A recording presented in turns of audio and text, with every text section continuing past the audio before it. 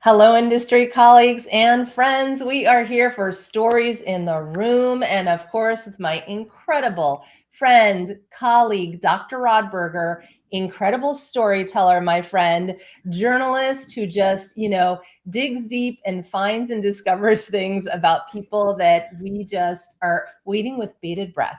Always about our guests for what you will discover.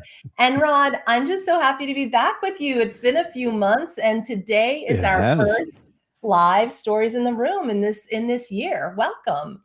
Thank you. Again, I keep thinking I want to record when you do these intros of me, and I'm just going to put that on my cell phone as like my voicemail. So, if someone calls me, they're like, well, "Who's Marjana?" But that's so nice what she's saying about him. She says the Uh, nicest short sh- things about you, even though yeah. you have I a mean, legacy I of can. amazing. We could just wrap this now. I'm good. I'm ready to go on the rest of my day. I feel good. Oh, well, I'm No, not it's going to great let to be you back. I've off enjoyed the getting to hook. know everybody thus far, and Yeah. yeah, these are great conversations, and I think very timely for the industry and for the way in which companies and organizations of all sizes and shapes are looking to understand the world sort of outside of their own boundaries and be Mm. motivated, be inspired, be informed, and that's where the speaking world I think really comes in and provides value. Yeah, definitely. I mean, it's an interesting time in the speaking industry. And what I love about what we're trying to do with the Stories in the Room series, of course, is looking and working with our colleagues and looking behind the scenes, the legacy leaders of this industry. How are they building? How are they changing? And how are things being shaped now? So, thank you for always bringing the best of those conversations to light for us. And before we dive in with our guest today, of course, we always love an update from you because your book, The Narrative Edge, I mean, you've been on global stages now, bringing it forward. What's the latest, and what are you hearing back from people as you deliver the keynote around that? Well, it's super gratifying. I was saying off air to you and our guest, who will remain nameless until I mean, Because people have nobody been following me, knows. they know.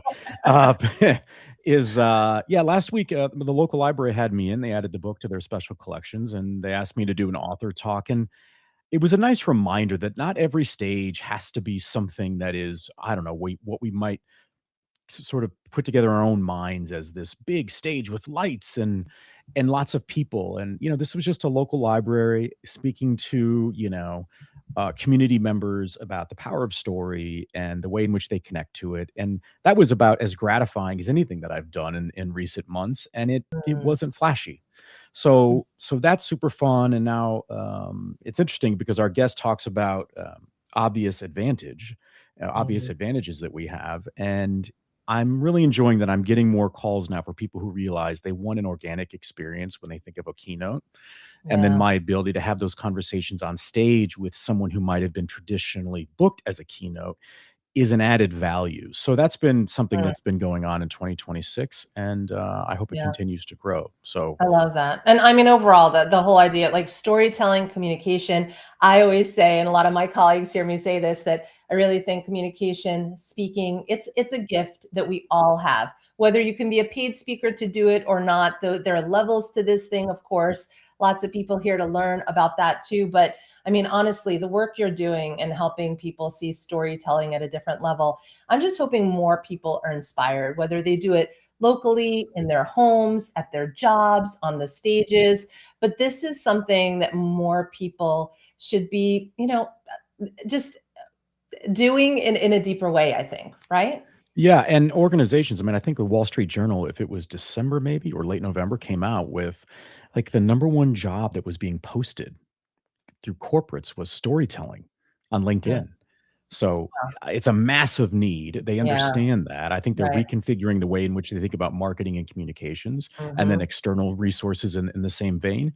And so I think it does position people to say, I need to understand my story a little bit better because to Yeah. have a flat LinkedIn profile may not cut it in a world that is moving as quickly as it is. Mm, I love it. Chief storytellers, right? There you go. And well, then I think we need to bring in Christa Haberstock, the obvious advantage that she's going to share with us. But I just want to share, I mean, Christa, is the founder of the Sea Agency, and she's been a legacy leader in this industry from agent to manager, helping speakers really understand their own obvious advantage, how to bring it to stages, how to help our industry colleagues understand how to talk about and sell speakers.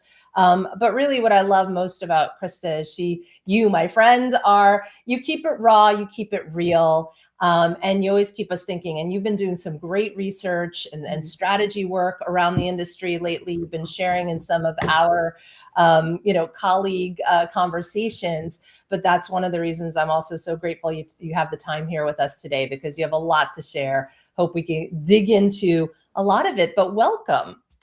Thank you. I was telling my husband before I walked upstairs here to this little session, I was like, he goes, okay, you got another podcast interview. I was like, oh, it's not just another one. This is Speaker Story Bank. Okay, this is Stories in the Room. And I'm like, this is like the Joe Rogan. You get a call from Joe Rogan, you clear your calendar. Okay, so I don't know which one to use, Joe, which one's the Rogan, but it's the season opener. We've had a break. We're ready. Everyone's itching to get at it. So I'm truly honored to be here. I've been waiting for you to call me, Marjana. Oh my gosh. Oh, goodness. Oh God. Well, all I have to say is now this is the promo, right, Rod? I think this is going to be the promo moving forward for Stories in the Room and what we do here. Thank you, Christa. All right, listen, you know what's special about this show. It's really Rod. It's when he gets in to dig in and dive in to questions. As I always say here, he never asks me about the guest, and it's even I'm waiting with bated breath, like I said, to see what he's discovered about you. Oh, But before we go into that, I mean, oh my gosh, sister, like the industry is just shifting and changing so much. But I just want to start with, what is exciting you the most about the industry right now? Because I think it's really exciting. There's just so much change. But what are you seeing right now that excites you the most? Of course you're excited about it. You're the golden retriever of this industry.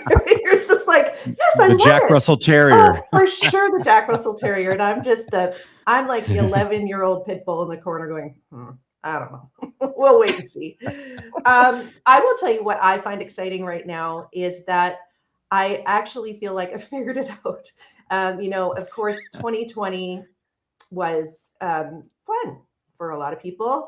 But it upended everything. So we had to figure everything out. And there were, Moore's law, which is technology doubles every year, doubles and doubles and doubles, right? So here we are where technology is going faster and faster and faster. And we don't have the luxury of not keeping up anymore. And I've always been a bit of an early adopter. I think you have been too, Marjana, like not afraid to adapt and just kind of try things out. And here's a new tech. But boy, oh boy, is that coming in handy for us, because we have to learn the new stuff. And it's even like where are we? Millennials, Gen Zs, like my kids are Gen Zs. They're having trouble keeping up, which makes me feel a lot better about myself. So this industry is no different. We are all it's almost leveling the playing field where, okay, well, we have to adapt all together, and it's just going so fast. So that is exciting. I feel like we collectively, what I think is exciting about it is something you and I have totally in common. It's we love the humanity of this industry and what it means to actually bring a person and everything they are and everything they know and everything they've learned to the stage and have them be that person on the stage. And we are like, speakers are exposed for what they are now. And if they're using AI too much, everybody knows it. If they're, getting their videos a little too shiny, we know it now. So that's what excites me, is the humanity of it. Yeah, I mean, from that side, I mean, how would you advise speakers, in terms of, you have these great tools, and we know, listen, we're all talking about visibility. Like right now, visibility and the level of visibility that you're creating for yourself, is there too much of that going on, or do you need the right kind of visibility? Like, where are you guiding your speakers? Well, it's great to be able to say this, but the speakers that I've worked with the longest on my roster have just done this naturally, because that's what appeals to me as a manager and an agent, is someone who's totally raw, like a Doc Henley or a Paul de Gelder or a Bean Gill or Byron Reese. Like, just go down the list. Honestly, they're all, if they're hyper polished, I'm not interested. And I've always been that way, because I think, I'm a bloodhound for BS. I can smell it a mile away. And being being an early adopter on that is a good thing. Like, having that as maybe one of my obvious advantages. You can see it too, Marjani. Like, if it's too slick, I don't trust you. And now that's the era we're in, is the real and the raw. And I am insisting on getting the most current full-length videos from my speakers now and having those available. That's because people are like, just strip it all away. Sure, give me a 3-minute infomercial, but I need to present the full length. I need to be able to see it or present it to someone who's going to watch it. Yeah. Yeah. I mean, right. There's a balance to it, of course, and we have to like use the tools, but I think everybody who shows up, like this, just raw and real, sometimes it can be messy live too, but it keeps the energy at a whole different level. Let's dive in a little bit about the obvious advantage. I mean, so you take us just back in terms of when you started talking about the obvious advantage to your speakers. It's just evolved over time.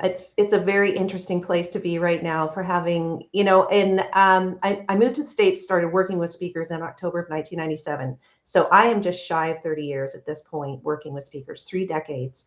And it's something that I didn't know existed, but was working inside of it for many, many years, reverse engineering a speaker's material into the event needs, and making sure that the speaker is, like I said, very authentic to who they are. And I found this pattern over 30 years with working with professional speakers and thought leaders, that what they did, they didn't think was amazing. And a lot of times they want to abandon it. Like, oh, I think I'm going to stop talking about the Olympic story. And you go, what? That's your door opener. Are you kidding? I'm going to talk about anything but what I'm known for. And there's a few elements to that. One of them is that if it comes too easily to someone, they don't think that it's worthwhile having. So if it's really, really hard to get, that feels like something we're speaking about. And yet what we want to hear on the outside is what you did was really special. It's special to us. It may not feel special to you. Please tell us about that. And what I have witnessed with these speakers over the last 30 years is the one thing they have in common is that they operate in what I call their obvious advantage as much as possible, which breeds success. So excellence lives in operating in your greatest strength, in how you're wired.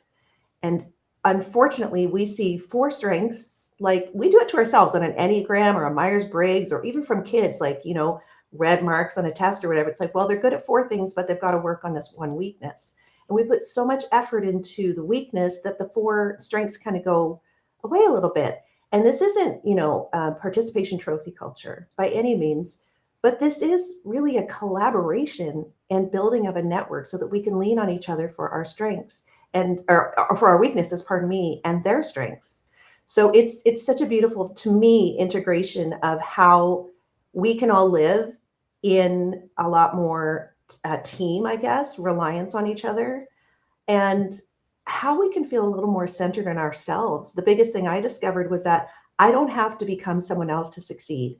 I can succeed in exactly who I am and how I was wired, and not focus so much on my weaknesses. So that's kind of at the core of the obvious advantage. And how I learned this was by working with speakers for 30 years. Yeah. I mean, Rod, your obvious advantage here obviously is, like you were saying, the raw and real way that you do conversations, right? I mean, there's something to this. You must be seeing this out there a lot too. Yeah, I mean, look, I'd love it, because I'll put it this way. So I had a call yesterday, actually, with a group that's thinking of bringing me in. And the one individual on the team said, I have to admit, I've been stalking you. I said, okay. She didn't use the word obvious advantage, but she said, she said they didn't want, in her words, just the typical keynote. She said, we've done that and we've made mistakes over the last so many years. She said, we actually want to tell our story as an organization, and we think you could pull those stories out through a series of vignettes throughout this 2-hour program to help us understand ourselves. So that to me is just the epitome of understanding the power of the moment and feeling confident enough that you can capture that story where it's not too slick, to Krista's point, right? Yeah. It's something that's in that moment, it's raw and real, and it allows for in the moment responses that Mm. are wrapped with emotion and reality for people, as opposed to, well, wait a minute, I packaged this last week for the event next week, but you know what? A lot has changed, Yeah. you know? Yeah. And I love that feeling. And so for me, I think that that is changing the industry in a lot of ways. And I'm also seeing a lot of speakers that are saying, yeah, I have my book. They've got their one asset that maybe they're holding on to, but they're saying, wow, there's so much I haven't even sort of taken apart with that one asset that might be valuable out there so that people get a better sense of who I am outside Mm. of that 3-minute reel where I look perfect and, Yeah. all the Yeah. lighting is great. Yeah. So I hope I can take my own advantage would be to be raw and real in environments that celebrate that. So, Yeah. um, Krista, do you think in this saturated market, as buyers are trying, and again, even agents, there's so many speakers out there, probably leaning into your obvious advantage and sharing more of it in different ways, but really sticking with it versus saying, I have 6 topics, I have this, but really leaning in different ways and talking about it, but it's around the same theme. It's going to help buyers be able to just, again, remember you, get grounded in that piece of it. Is that part of what you're helping people understand? It always has been, and the industry rewards it. I've been packaging and branding speakers at C Agency since we started in 2009. When I started C Agency as a management company, it really was a consultancy more than anything. It was much closer to what you do, Marjana, because Mm. I saw the barriers to bookings that speakers were putting up to themselves, where they would just and the thing I kept saying to them, which is where the phrase obvious advantage came from, was don't ignore the obvious. Stop Mm. ignoring the obvious. You're missing the obvious. It's like, stop fighting against who you are and stop leaning into who you are. Let's work with this. And it drilled them down to, and I've been able to put words to this just only in the last handful of years with, some people who talk about branding and marketing, and I didn't know that's what it was, what I was doing. I just thought that I was helping make speakers more bookable, but it applies to everything. So what is the one problem you solve? And if you cannot answer that one problem you solve, or the one big question, or the elephant in the room, or the thing that helps you earn the right to hold the microphone on stage, you Yeah. must be the most qualified person in that room and in every room to talk about that. Um, with some exception, of course, but at least from your experience, on stage, because that's unique. So when Mm. you say, is this something, you see speakers leaning into?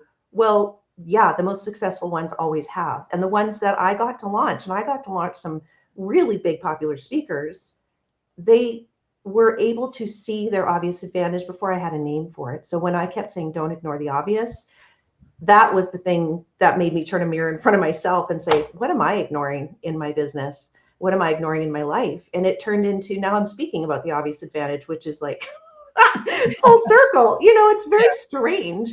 But I go, well, listen, I mean, like no one else that I know has repped speakers for 30 years like I have and learned what I learned and has the story I have. Nobody Mm. else has that. And that's unique to me. And I'm able to teach people from it. Yeah, definitely. Well, I want to make sure we have time to get over to the conversation between you and Rod, but one question, just looking at, well, 2 more things. Speakers, what's the one thing that you feel that they're doing now in this market? Again, saturated market, there's a lot going on with AI, there's a lot going on with how buyers are buying today that's different. What's one thing they're doing that you think is not doing a service to them and should change? The AI slop that I see everywhere, please God, make it stop. Like Mm. if I see one more setup that is so clearly chat GPT, I don't Mm. know. I'll probably not do anything, but it's very frustrating. Are you talking about people using chat for newsletters, Oh, yeah. Listen, comments? I use different platforms now. I just adopted Claude. Like we're a whole big happy family of AI over here. I use Perplexity Computer, but I have different things for different people. And you and I chatted about this, Marjana, because um, I use AI all the time, Mhm. but one of the things I do really well is writing. So why Mhm. would Krista put something through AI, get it to write it? But I will talk to text my Mhm. thoughts in there and say, just organize this, do not change my voice. And I've got a hyper fixation on AI tells. So Yeah. I think the biggest thing is like, don't stop using AI. That's not what I'm saying. I'm a power Mhm. user, but be keenly aware of these things that are tells that show that you just shortcut it and it's not really you thinking. If we Yeah. are going to have thought leaders, Yep. lead your own thoughts. Mm. But great point though, the voice to text, I love it because I think that's a shortcut, but it's Mhm. a helpful one. It's still your Yeah. ideas, you're putting it forward. I love that one. Um, Last question from the buyer side. What are you seeing in terms of buyers in your own business as you're selling speakers? How is this industry grabbing their attention? And more, let's talk about our colleagues because we know speakers are doing a great job getting to buyers coming to them direct for many reasons. But in our industry, agencies, Mhm. what Mhm. can we start doing differently to start again having clients understand, as we've always said, it is really great to work with speakers bureaus, management companies, have those partnerships, those strategists in your corner, multitude of reasons of why it's good. But what do you think we need to be doing differently? The bureaus and agencies I've seen really start to run out in front for us. Anyway, are the ones that are looking at a true partnership. And I had lunch with Molly Plotkin in Philadelphia last week. Shout out Mm. to Molly. Hi, Molly. I know she bought lunch.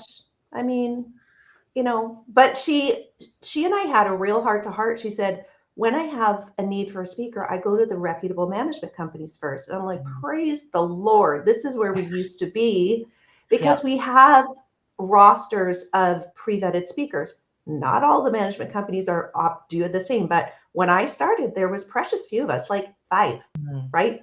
And Mm-hmm. we were really picky about our speakers. I'm not going to speak for anyone else, but I can say that the bureaus who are looking for true partnerships are going to our speaker partners. And someone actually from a bureau yesterday reached out and said, hey, I have a need for XYZ speaker in XYZ budget range. And I was like, and they knew I didn't have one. And I said, let me throw the net out just to a few people I know. I came back with 6 ideas and said, here's their contact information, go nuts. And I loved it. I'm not going to earn a penny off of that. I don't care. I just love that. Yeah. Yeah. Building on that. No, I think it's great. I think there's so many opportunities. We have to keep talking about them, sharing ideas, connecting, seeing one another, like those meetings, you and Molly connecting. It's just getting in deeper and knowing each other, how we're selling, buying, all of that. But now let us move on because, again, I'm really looking forward to hearing this conversation with you and Uh-oh. Rod. Not so much pressure, Rod. I do want to say to anyone watching that please put questions, comments in. I will be looking at that while this conversation is going on too, just to see. And we'll wrap it up at the end with some questions from anybody in the audience. But, take it away, my friends. Thank you. Can you hear me? Can you hear me, guys? I'm seeing a technical glitch on mine. You can hear me. Yes. Okay. I can't hear you. So talk about raw and real in the Ooh. real time. Hopefully this can get fixed really quickly. Look, these things happen, right? I don't That's know right. why. We have our producers. Maybe they can see Wait, something. yeah, Rod Um, can't hear us. Is that what he's saying? I guess he can't hear us. Brian in the room, voice of I've, God. We're going to I've do it said live. enough. I've said enough. I've, um, yeah, I don't hear anything. Hold on one second. This is so great. this is You know what this does, This- Shauna? This builds yeah. suspense. So It here, and you know what? we'll This come is back. very funny. Can you hear it? Yeah. Maybe you could chat with Rod in the chat. But hey, this is right. We will keep talking. Let's maybe bring it to a 2-shot of Krista and I while you and Rod figure it out. And I love it. You know what, Krista? I'm just going to talk about how much I love it. Here's something I'm going to say. I'm just going to put this out there. I had some of my friends, some of you know this. I've been wanting to do more lives, like just daily, like just jump in with Restream, do a live. But this is my fear, the technology and all of it. And, you know, I have two camps on this. I have the friends who are like, just do it. Who cares? Yeah. And then you have the camp that's like, you know, does anybody really want to see you stop and start and be slow, whatever, just go get it, you know, polished. So I don't know. I know your thought is going to be live and real, right? Oh, absolutely. Live and real, because that is okay. So I don't know where I heard this, but I'm going to tell you where social media is going. And I remember reading this on, so it was like a younger generation than us. Sorry, we're old now. But in the next 2 to 3 years, what we are going to see on social media is people, and this sounds mind-numbing to me, but people setting up their camera and going about their business, like walking around the house, in the kitchen. It sounds like the Truman Show to me. Right. Does it not? Do we want that? I don't know. I don't know, but I've even found myself like stretching myself, and this is, you know, it's stretching me a little bit, but my social media manager, she loves my like get ready with me videos. She just thinks they're great. And I'm like, okay, fine. I'll do contour, talk about the speaking industry. It is very strange, but there is something compelling about it that I have to admit that I can even do. So if we're talking about like authentic and raw and honest and real, I'm going to say this to speakers directly. It's uncomfortable. It can be really uncomfortable to do that, but but don't go overboard. We don't need to see everything, but at the same time, How about now? Can you guys hear me now? Oh, yes, we can can hear you you hear now. us? Okay, so we're going to go old school. I don't know what's going on with the technology, but we're going You to know what I roll love with it. about How's this, that Rod, feel? is you have the Okay. best setup out of all of us. I think this is I like know. I think this is from Walmart. This Like is so 5 funny. years I don't ago. know I don't why even know it's where it not. came This is from. so funny. Well, if you don't mind, Marjana, can I go ahead and jump in? Jump in, my friends. Take it away. So you were so fun. Sometimes, I mean, look, everybody's fun to research, Christa, you know, because you learn different things, and I nerd out on that. But I found so many little sort of, you know, like paths, and I went, oh, that's interesting. And I pull at that thread, and I find a little bit more and a little bit more, which totally maps now to how I've seen you engage just even today on this discussion. I have to start with this. You'll know what I'm saying when I say this. When's the last time that you have hidden in an East Texas pasture to avoid people that need things? January.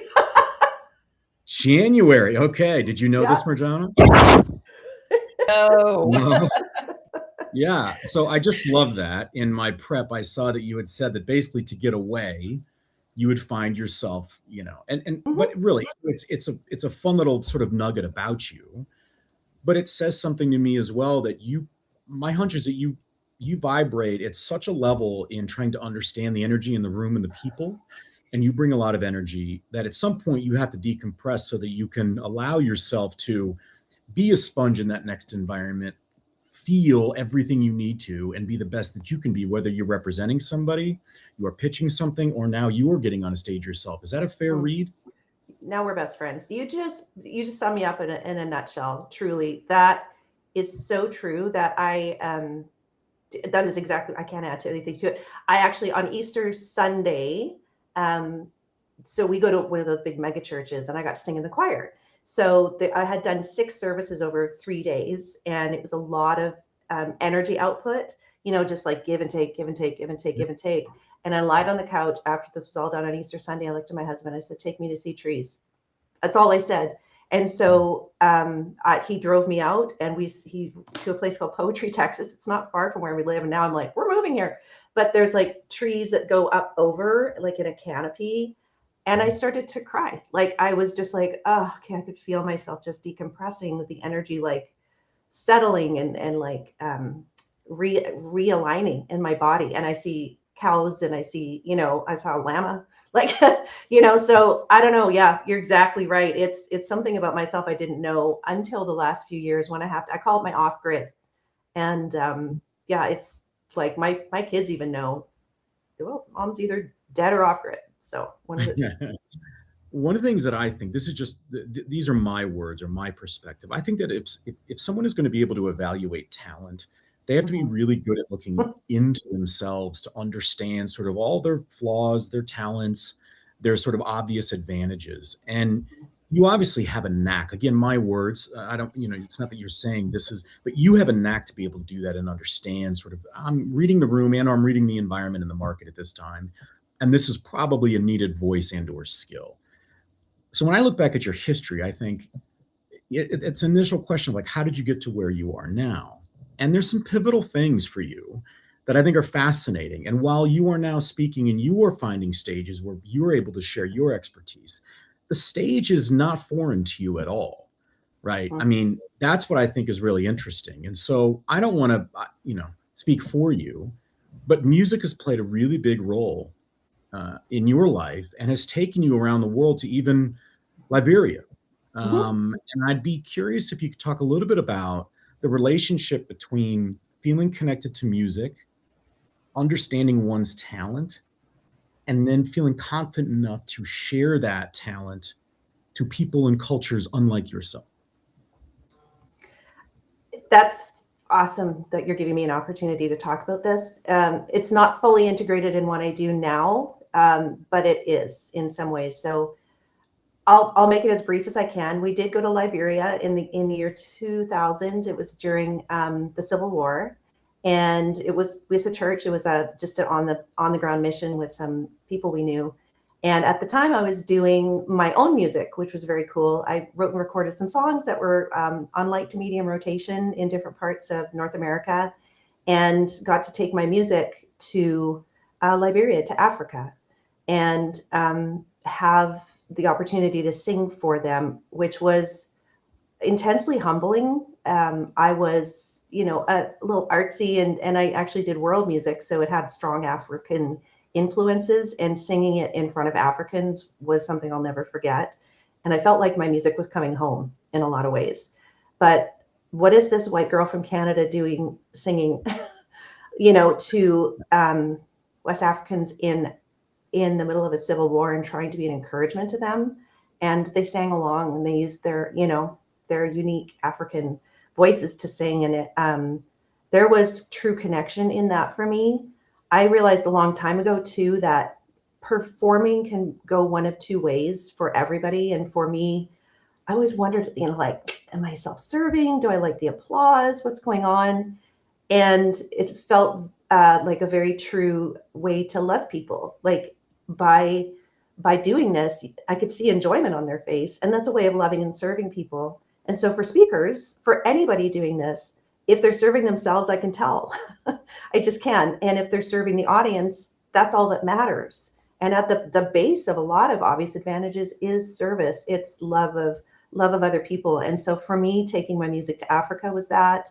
And anytime I performed at all, anytime I speak, I just see it as a way to love people. And anytime I'm with speakers, and I'll say this because you talked about energy output, it is a tremendous amount of energy output when I work with a speaker. My roster is not huge, and it can't be. And I think I have one consulting client right now, because when I'm in with a consulting client, it's with a speaker, I'm all in, and the energy output is huge, because I feel I'm the capital E empath. So everything they're feeling, I'm feeling. Everything, their success is my success. So I think it's all integrated, and the creative music side of me is a good foundation for that, I think. And help me understand the role of teaching, right? Because you were a music teacher at elementary school, I believe. You also had a chance, you were like, one of 8 to be offered a chance in the classical track of opera, right? So music it was more than just a hobby, or you had the opportunity in a way, right? I would think that you take that with you in almost everything that you do, both as an educator and someone who understands the power of the storytelling element of music. Is that fair? Yeah, it is fair, for sure. The storytelling element of music. I'll just reconfigure it a little bit of a different way, in the way that I've recently seen it very powerfully recently, is that from a very young age, I came from parents who are the children of Irish and Italian immigrants. So they're first generation Canadian, my parents are. So Irish, Italian, and me coming out as a product of that. So, I was never told, hey, Christa, you're exactly the right amount. I was always told, hey, Christa, you're a lot. You're a handful. And just in my personality, I'm a lot. And I saw that as a flaw and a weakness that needed fixing, because it just felt like, oh, it's not exactly a compliment, is it? It's a lot, it's not a compliment. And for those of us that are a lot, we can either be in an environment where you use that or be in one that you don't. So the environment in 1994, 90, I think it was like 93, 94, 95, 96. I was teaching elementary music in Canada, in just outside of Edmonton, Alberta. And I had 450 children every day with boundless energy. And guess what? Those kids they're a lot. And guess what kind of energy you have to have? You have to have a lot. And I was thriving. I was absolutely thriving. You can even see it on my face in pictures from back then. And then I moved to Dallas in 1997 and fell backwards into an industry that I didn't even know existed, in a country I'd never lived in a culture where I didn't know the icons, and started to try and sell them on 100% commission. So I was required to be something completely different. And you can tell on my face in those pictures that I was not operating in my obvious advantage. I didn't know what it was at the time, but it was bad on my health. I went to the hospital a few times thinking I was having a heart attack. I was having panic attacks. I didn't feel like I was loving and serving people. I felt like I was taking from them in the sales job, like an inconvenience. I'm not wired that way. And so when I got on the management side, I was allowed to love and serve in a much better way, and even have tweaked it over the years to make it more centered to who I am. So hopefully I answered your question, but it's the notion of being like allowed to operate in who I am at my core and see it as a strength and not a weakness. Yeah, that mid to late 90s was very profound for you in so many ways, right? I mean, I believe you lost your father in 95, and he was what, a Canadian TV personality? Mm-hmm. He was. And anyone in Canada or if you know Canadian broadcasting, so he was on CBC. He was on CBC radio, actually, and in Canada, he announced the Kennedy assassination. So that was his era of being on the radio. And then he was on TV. He went to community programming with what is now known as Shaw Cable. And he was Jim Shaw's right-hand man. So Shaw Cable was recently bought by the other giant in Canada. But yeah, so I saw him. He was very front and center in the community. But yeah, losing him really sucked. I hate it to this day. The irony, Christa, the irony that and this is very public, but you've noted sort of, I don't know if it's the pinnacle of placement, but maybe this is where it sort of comes from, the origin of this. But to think that your dad was the one that was announcing the Kennedy assassination, and then you're booking Walter Cronkite yes. on September 12th, right? Yes. And you didn't have to live back when Kennedy was assassinated or Martin Luther, but to watch him take his glasses off and talk to the country. Did you ever I would think you took a moment, but maybe you moved at such a clip that maybe you didn't, but that's a fantastic irony and or sort of a beautiful narrative thread in there, that your dad was one that announced it for a nation. And now you're representing, you never. No, I do know that I have very few regrets in my life, very few. But one of them was not meeting Walter Cronkite, because I've booked him twice. And as you mentioned, he was booked for me September 12th, right after 9/11. And I was actually thinking about it last night, Rod. So funny you bring it up. I'm pretty sure it was the Wall Street Journal had the cover of the newspaper that said, "Where in the world is Walter Cronkite?" And I saw it and I was like, he's on a bus to my event in Ohio, because he couldn't take planes. He took cars and buses to get to the Ohio Association of Broadcasters to speak for them. And I'll never forget that. And then I booked him one other time later, and we had just moved back to Canada. I had a newborn, circumstance as it was, I couldn't get there. But yeah, I would have loved to have met him, because he was very much the, I don't know, the icon version of my dad, I guess. Yeah, no, absolutely. Looking back retrospectively, could you have envisioned where you are now? I know you've mentioned falling backwards into it, right? I believe your brother was a speaker, and his wife had a bureau, and it was like, okay, I'll work for you. And you start sort of stacking wins and understanding, and you're obviously a quick study and excel at whatever what you're putting your energy towards. But in retrospect, I mean, it's easy for me to sit back and go, oh, wow, well, your dad loved the power of voice and audio and communication and to broad audiences, right? And so, and this is what your brother did. You can see the connections, but I'm just curious if you look back and think, you know what, when I was a young girl, I could have envisioned some world where I would be supporting something that has to do remotely with what my dad and maybe my brother are doing. I'm just curious to that because it fits for me, but I know it's too easy. I mean, hindsight's pretty 2020, right? You could see it, but no. I mean, I was going to be Wonder Woman. Like, that's it. I was definitely going to be Wonder Woman, and there were no plan B. Literally, you were going to be Wonder Woman. I knew it. Yeah. But I will say that the obvious advantage leaves a trail. And if you follow the trail, you can see it in yourself. Because people, invariably when I talk about it, people will say, well, how do I find it in myself? So it leaves a trail. And it's like, where is your energy a renewable resource? Like when you do something and you lose track of time and you get in like flow state, you feel energized by it. So what do you feel energized by? And for me, I saw myself as a music teacher my whole life. I really did, and I loved it. And now that I'm back on the stage full time, I want to be a Christian rock star. I wanted to tour the country and do my music, but I got started late, and there's not really that big of a market for a 32-year-old pregnant singer. So I had my babies and was satisfied with that. Yeah. So no, I didn't see this, but yes, in hindsight, if you follow the breadcrumbs, it was a windy path, but I think, it was almost inevitable. And, we are a family. Like my two brothers and I, we are a lot. In fact, I'm the least of the allots in my family, if you want to believe it. What do you think? So now you're hitting the stage, right? It's kind of a full circle kind of moment for you. Do you think, and are you of two minds that, you could have sort of jumped out of the gate as a speaker, or you could have done what you did and built up, everything that you were doing and managing and the like. And I'm just wondering if you had lessons that you really feel like you needed to sort of learn or experience to now be the person that is on stage. Yes. And yes.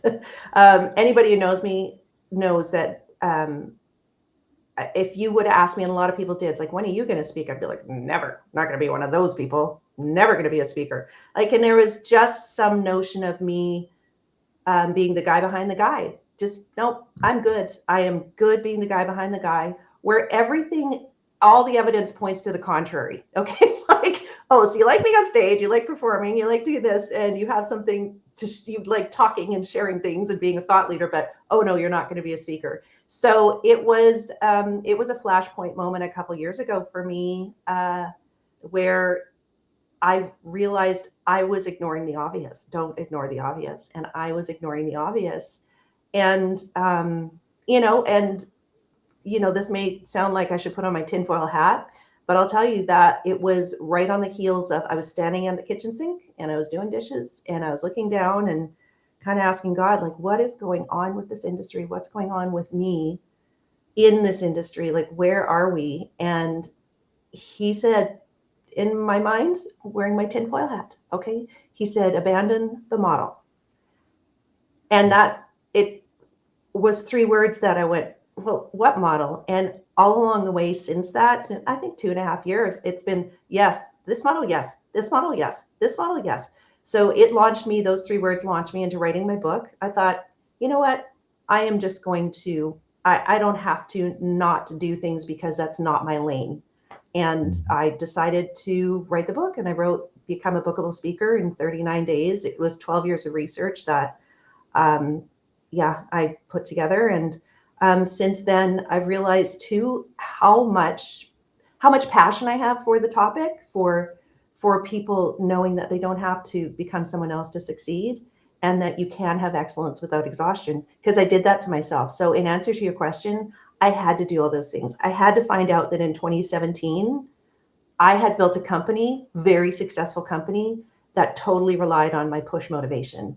And when I had to step back for personal reasons, the whole company crumbled. I had to learn that firsthand.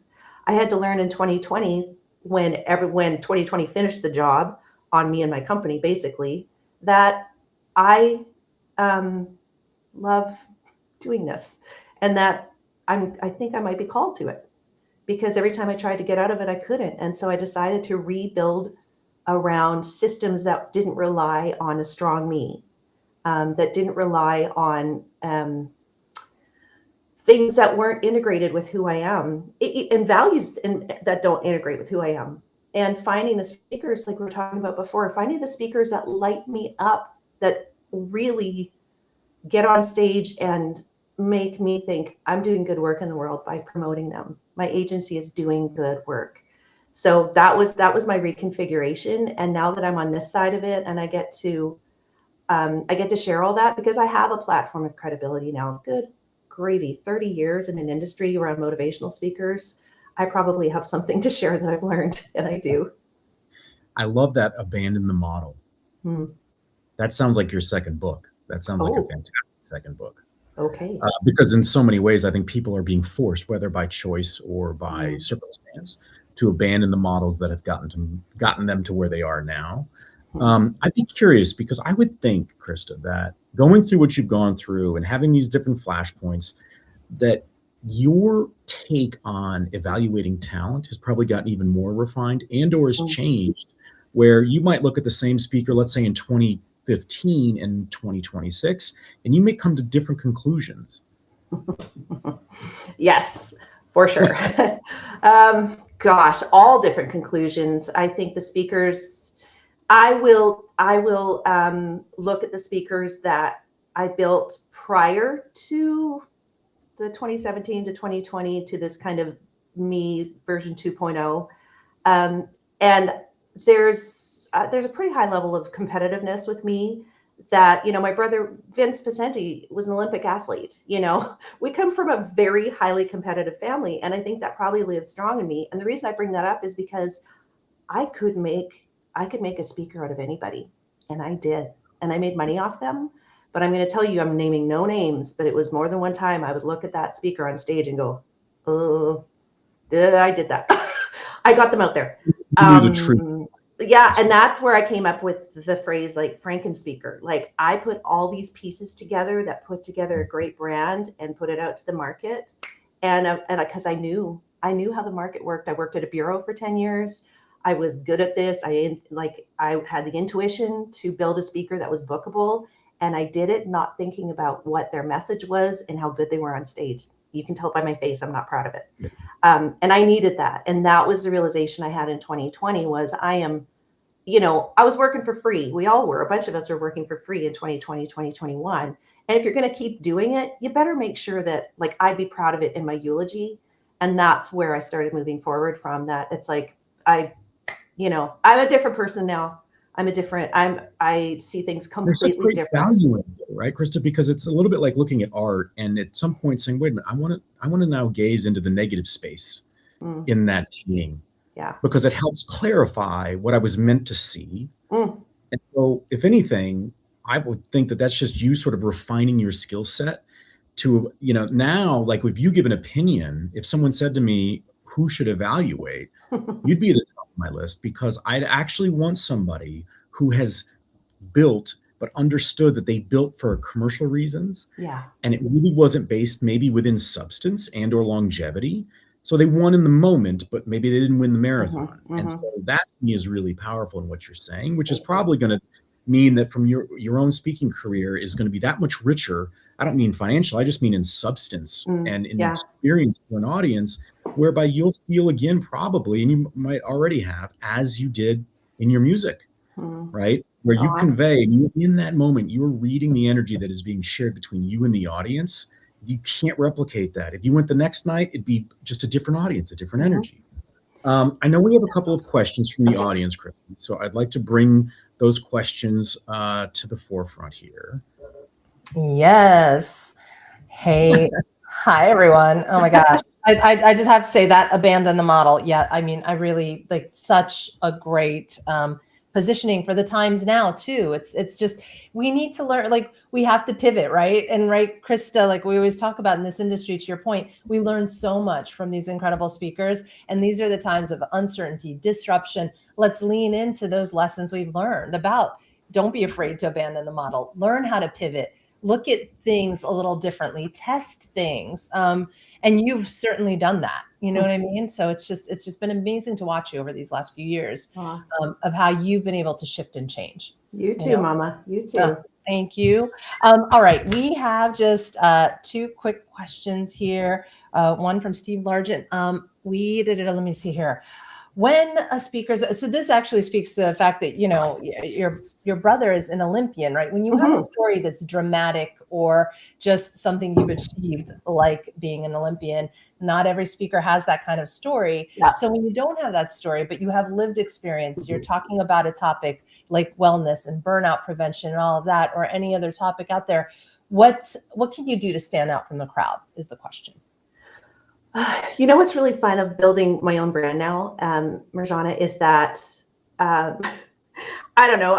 It's like, listen, I did it. Like, who am I? Like, if I can find an obvious advantage in all of this guy behind the guy nonsense, you know, it's like, you can do it too. And I think there is such an excuse that speakers want to make. It's like, I was never an Olympian. I'm not, I never climbed Everest. Enough with that, guys. Like, if the stage is where you're called to be, find it, because it's in there. It's going to take some work. It's not as obvious for some people, but I'm going to say even the obvious ones, it's really kind of funny, because a lot of speakers will think, oh, I have an Olympic story. I'm going to get up and tell my Olympic. No, you're not. That's your door opener at best. Okay. You can weave it into your speech. Of course you're going to, but if you don't have something unique that you have learned that you can pass on to the audience, then you're taking up space. So it can be a door opener for you. And some people have like an unbelievable hook, like they're the son of someone famous and they share the same last name. Okay, great. There's your door opener. Now what do you do when you get through the door? So I feel very strongly that, you know, like if this one can do it, everybody. Yeah. And if you have an experience of something, you're working in corporate America, let's say it is burnout prevention, you have your own stories around that, then it's about shaping the interest for the buyer around that challenge that you solve for. That's right. And why you have your own experience of it, right? Yep. Yep. No, very good. Yes, exactly. So yeah, I got a little spicy there because I'm sick of hearing that excuse. Sorry, Steve. This is why we brought you here, for the spice. All right. Get spicy on this question. So for the for speakers, you know, who are not as well known, how do they, you know, how often do bureau agents want to hear about the unknown speakers? Oh, well, somewhere between never and once in a blue moon. Oh my goodness. Okay, now that's just a little too spicy. Let's not make it about that. We got to find a way here. No, I will revise that. But listen, having been on the bureau sales side, I can tell you for sure, it is a constant waterboarding of information from speakers. And that is the age-old question. You know, how often do they want to hear? Well, bureaus don't have an inventory problem. They've got enough speakers. But what they do want to hear is people who solve a unique problem. So it's not a matter of like how often, it's what's the quality of your outreach. Because if I'm solving I am the promoter for my roster of speakers. So I'm speaking to you from this morning experience. I sent an email to bureau agents about 2 of my speakers. And I thought through very, very carefully, what is the value to this bureau agent on this email? Why should they give it darn? I worked very hard to say it that way. So I made it about them. Like, I know that bureau agents may be hearing this from their clients. This is probably a need that they have, because I've kept my ear to the ground and I work really hard at that to figure out where the industry is and where it's going so that I can meet the bureau need. It's not a matter of quantity, it's a matter of quality. And if you're not selling to a person, then again, you're just being an annoyance. And let me say this about that. The annoying speakers get booked too. Okay. Every once in a while, I would be on the phone with someone. And when we actually held phones, I'd be on the phone with someone and they would say something and a name would pop out of my mouth because I got more emails from them than anything. And their tagline was like right there in my head. And I'm like, oh my gosh. That works. I can't believe that worked. You know, but I think you're right. It's about also selling. It's about selling the idea sometimes, not just the speakers. So the speakers out there that are newer, People don't know your voice, your name maybe, but the idea you might be selling is the thing that you really kind of have to push out there. Would you say that's a big part of it? Attach yourself to a relevance. specific relevant problem to the bureau agent, and they will remember you. And guess what? The bonus on that is it's authentically you. So when you drill down to the one thing that you are the best at and gives you the right to hold the microphone, they'll remember you when they hear those words. Keep up with the market. 2026 words are not the same as 2025 words, 2024 words. Okay. We don't know exactly what to call DEI anymore, but we're trying to figure it out. You know, we don't know even like leadership is a catch-all. Don't just say you're a leadership speaker. Even careful with, like, there's so many words that I could just make. You know what I'd like? I'm curious what you both think about this, but DEI should be just about know the human opposite of you. Just know you're human. Know the human on the other side of you. That's what DEI is. DEI is all about just knowing each other. Like, why do we have to become so divisive about it? We should just care to know each other. It shouldn't be combat. Like, it shouldn't be Mortal Kombat. Like, I think that's what it's become. Honestly, it's kind of like we're gonna beat it into you until you use like the right words or see us the right way. And it's like, actually, we just want to understand you. Like, we want to understand each other. And that's an emotionally evolved place to be. So let's hope we can get there. But I totally agree with you. Yeah. Rod, you're our wordsmith. What do you think on just that? Just curious, the DEI side. I mean, it's just shifted too much in the wrong direction of people just removing it, you know, from the conversation altogether, which is just wrong. Yeah, no, I completely agree. I mean, look, this is just it's about understanding humans in the room, the humans you work with, and the impact that you have on those humans in those environments. Call it what you want, but that's never going to go away. And we're going to have to be even more sensitive and aware of the impact we have on others in a world where a lot of people are walking around pretty nervous. I don't know about you, but I go to the soccer field and I hear from parents that say, wow, they just wiped out an entire department at my huge corporation, and I'm a little bit nervous. Like, people are bringing them much more into these conversations and these interactions than we might previously had thought. And so I think it just lends itself to, you need to get to know the people that you're working with and provide enough space and oxygen, you know, for everybody to breathe. Yeah, absolutely.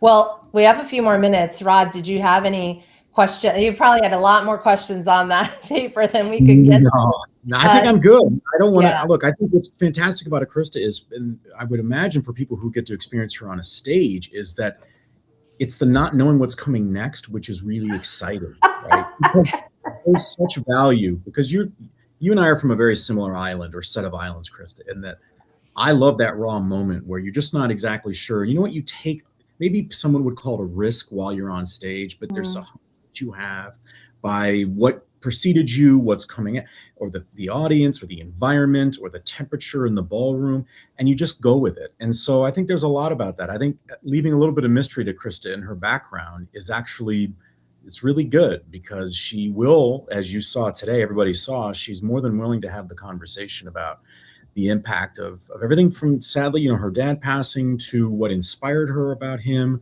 her brothers, and the way she, I think, very honestly walked through a path that said, I don't know if I'm ready for that stage yet, but I also know enough about the stages that are in front of me that I can help to support others. And by doing so now, she's able to provide something that I think is organic and honest and authentic to herself. So beautiful. Thank you. I love that so much. Happy. Well, I will ask this one last question though, because it was something that we discussed offline, Christa, but you know, this idea that so many speakers are putting so much content out there, not getting traction. But you made a comment about how it's not tied to how buyers are actually searching and deciding today. I know that's something that people have said to me in the background. They're like, oh, I want to get an answer to that. Yeah. What are you thinking about that? We've touched on it a little bit, just like here and there. Talking about yourself and your brand in language that is addressing a current problem in the words that people are using currently. So again, that is communicating and connecting with people in a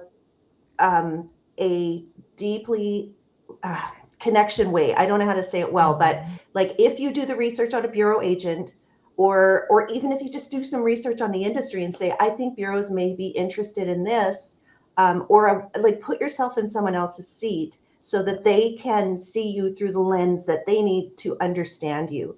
I mean, and that even goes back to our little DEI like jaunt just a second ago. You know, it's really important. I think the more separated, the more isolated we are, the more we can connect with each other in truly authentic ways. God, authentic is just such an overused word right now, but I mean it in the purest sense. Like if you see somebody for where they are and with like a lot of grace and humility, and just, you know, we're all just, gosh, doing our best. You know, if you go through highs and lows, and if you don't let it make you be grizzled and jaded, like I can be sometimes, you know, but I love very deeply. And I think, you know, I think people who feel the industry and feel speakers are going to do well. And that goes for event planners and bureaus and even speakers themselves. I really hope that what you're doing here is building a tribe and a real connection between all corners of the industry. And I just couldn't love it more. I really couldn't. Yeah. Yeah, absolutely. Well, I love that about you. You know, you say that you can be jaded sometimes, but you catch yourself too. Like, you know, if you're thinking about something in some way, I've seen you in rooms just stop and like catch yourself on that too. But you, again, you do, like we said, you keep it raw, you keep it real. You both do. I'm so grateful for this conversation with both of you. And we're going to keep it going. And next month, Rod, the ladies from Outspoken Speakers Bureau will be with us. So we'll be connecting with everyone on that. Today, you know, both Christa, Rod, thank you so much for a great conversation. And for everyone that joined us, thank you. We'll be back next month.